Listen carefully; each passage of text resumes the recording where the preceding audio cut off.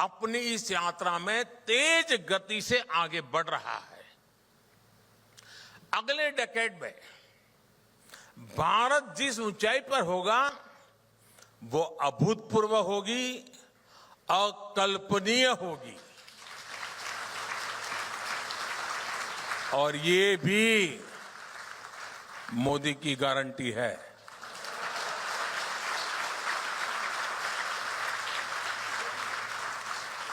साथियों, मुझे अच्छा लगा आप भी एक ग्लोबल विजन को लेकर के आगे बढ़ रहे हैं, तो मुझे पक्का विश्वास है। लेकिन जो आपने कहा तो मैं विदाउट रॉयल्टी एक दो सुझाव दे दूं।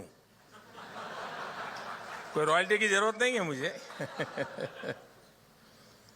देखिए, आप राज्यों की जो चैनल बनाने के लिए सोच रहे हैं, एक के बाद एक करने जाएंगे तो मिल नहीं बैठेगा साहब।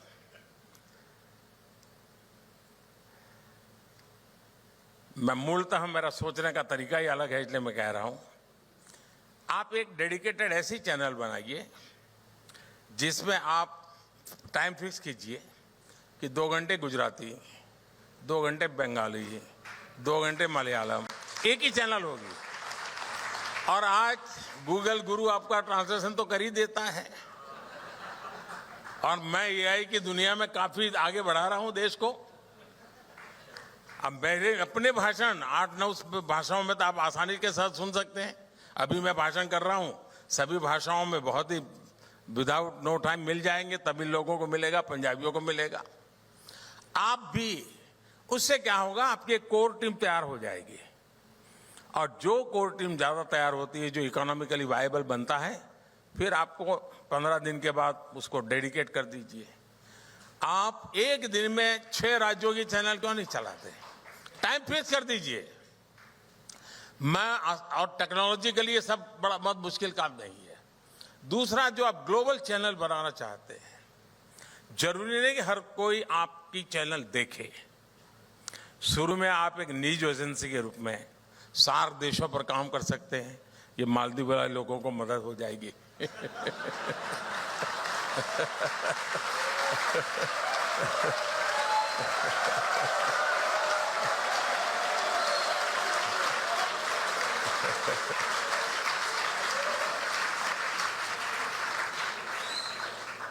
रशीद मेरा बहुत पुराना दोस्त है, तो मैं उसे कुछ भी कह सकता हूं। लेकिन अगर आप 4 देशों में कम से कम, क्योंकि उन लोगों को इंडिया के न्यूज में इंटरेस्ट होता है 4 देशों में, उनकी लैंग्वेज एक प्रकार से, फिर बिम्स्टेक में चले जाइए। धीरे धीरे मैं समझता हूं, लेकिन ये काम ऐसा नहीं होता साहब कि इस 5 साल में मनरेगा करूंगा, फिर 5 साल तक मनरेगा के ढोल पिटूंगा। देश ऐसे नहीं चलता है जी। देश तेज गति से चलता है। देश को बहुत बड़े काम करने होते हैं। और मैं मानता हूं आपको तो चुनाव लड़ना नहीं है, भी चिंता क्यों कर रहे हो? और मुझे लड़ना है तो भी मैं चिंता नहीं करता हूं।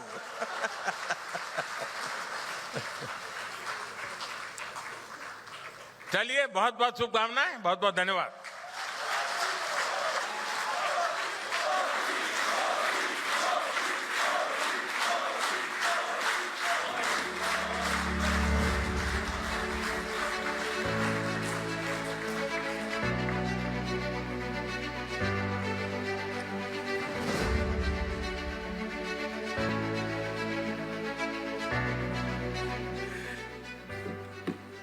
मोदी जी, प्रधानमंत्री जी,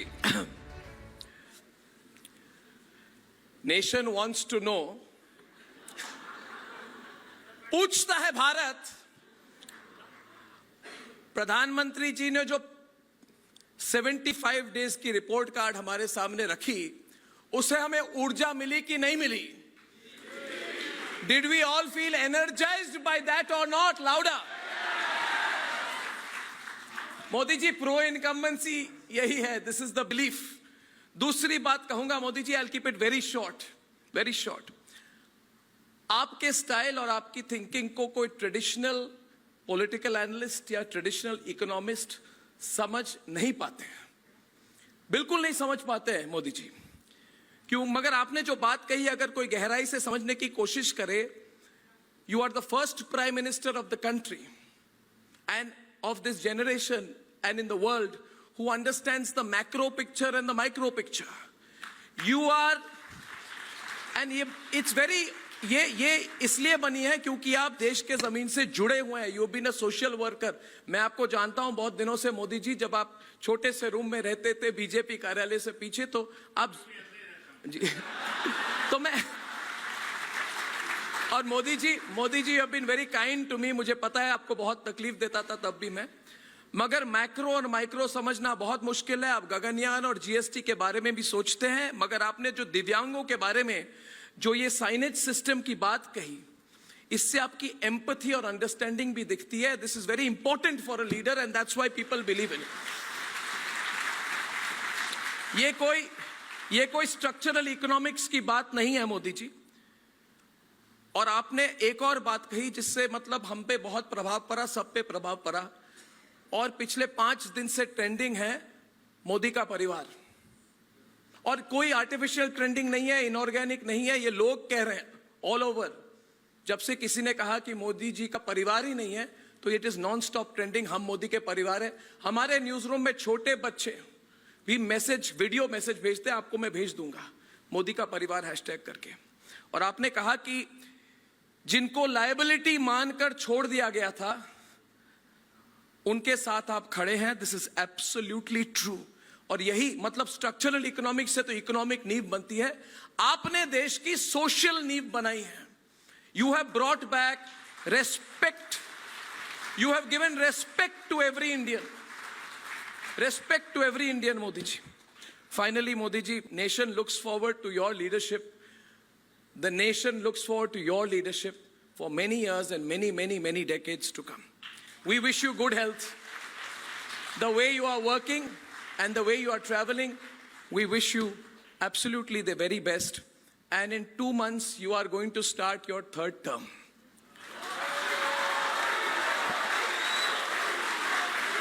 मतलब अभी तो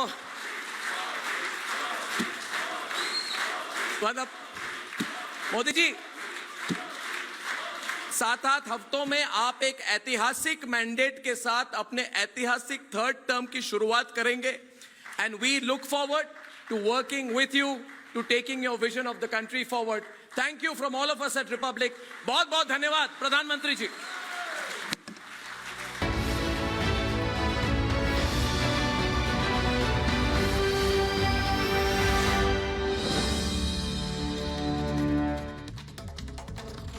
तो रिपब्लिक समिट में प्रधानमंत्री मोदी को आपने सुना, जहां उन्होंने अपनी सरकार की उपलब्धियां गिनाई और साथ ही भविष्य की सोच, विजन भी रखा. और अब बात करते हैं लोकसभा चुनाव 2024.